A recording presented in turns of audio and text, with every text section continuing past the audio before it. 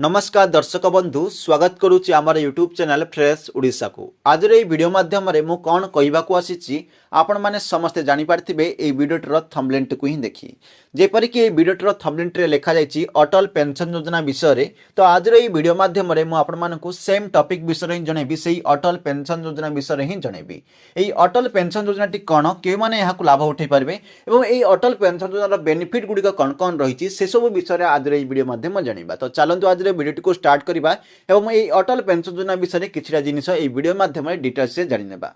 आपण माने समस्ते जानिचंती वृद्ध समय लोक माने चाहती जे किछि एपरी व्यवस्था हेउ जहा द्वारा सेमाने गोटे पेंशन पाई परिबे।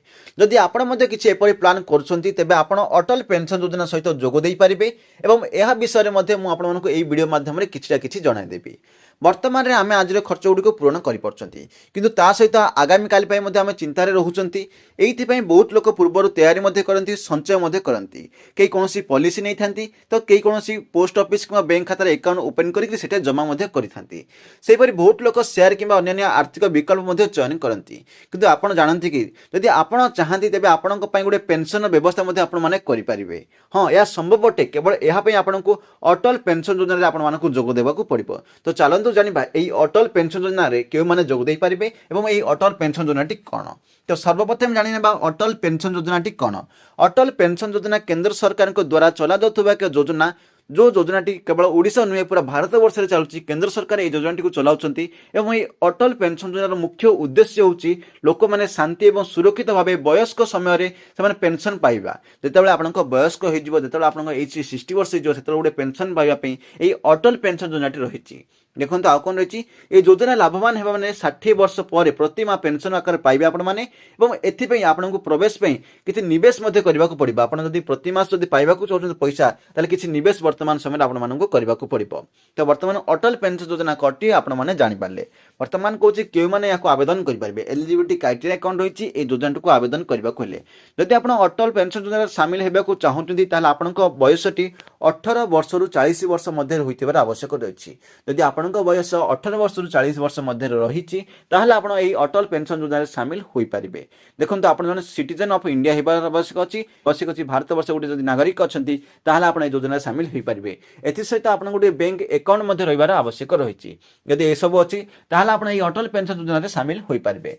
वर्तमान मु आपण मानक जणुची अप्लाई किपरि करिवे अटल पेंशन योजना सहित जदि जोगाजोग करने को चाहूले ताहले आपण सर्वप्रथम आपण बैंक शाखा को जिबे। बैंक शाखा को सेठारे बैंक अधिकारी सहित मिसिबे। बैंक अधिकारी सहित मिसिले तापर अधिकारी आपण गोटे आवेदन फॉर्म पूर्ण करने को देबे। आपण जेतेबेले कहिबे से अटल पेंशन योजना विषय से ताहले आपण गोटे आवेदन करबा पई गोटे फॉर्म देबे। से आवेदन फॉर्म में समस्त तथ्य को फिलअप करा जिवो। फिलअप कला परे से आपण को प्लान बाछिबा को पइबे। से तार अनेक गुडी को प्लान अछि से प्लान गुडी मध्य केउ प्लान टी आपण नेबा को चाहती से प्लान को बाछिबा को कहबे। प्लान टी बाछला परे आपण आवेदन टी संपूर्ण हो जिवो।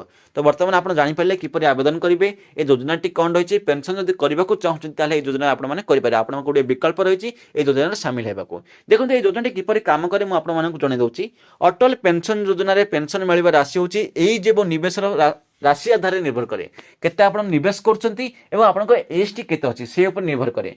जेपरि गुटे उदाहरण दे बुझुती देखंतु आपनको जदि एज टी 18 वर्ष होईची जदि आपण निवेश करबा को चाहउछंती प्रति मास जदि 210 टका निवेश करछंती 60 वर्ष पर प्रति मास आपण 5000 टका पेंशन पाइबे। तो एही परि भाव रहिची एज हिसाब रे अमाउंट हिसाब रे आपनको से पेंशन एकाटी मिलिबो। तो एही विषय आपण माने जानि पारथिबे एही अटल पेंशन योजना विषय मु आपण मानको एही वीडियो रे किछि अटल पेंशन योजना विषय कहली। मु आशा करछि एही अटल पेंशन योजना टी कोन किपरि काम करे एलिजिबिलिटी क्राइटेरिया कोन सब किछि आपण माने जानि पारथिबे। तो चलंतु आज रे वीडियो टी एट रखबा पुणी मिसबा आउटी वीडियो रे। जदि आज ये वीडियो भल लगी था वीडियो को लाइक करंतु शेयर करंतु और सब्सक्राइब करंतु एवं एही प्रकार वीडियो देखिया पई बेल आइकन को प्रेस करी ऑल नोटिफिकेशन को क्लिक कर रखंतु ताहाले आगामी वीडियो नोटिफिकेशन टी आपनका पाखु मिल पारिबो। तो चलंतु वीडियो टी एट रखिबा पुणी मिसबा आउटी वीडियो रे आउटी टॉपिक ने से बंद विदाय दियंतु। जय हिंद, वंदे मातरम।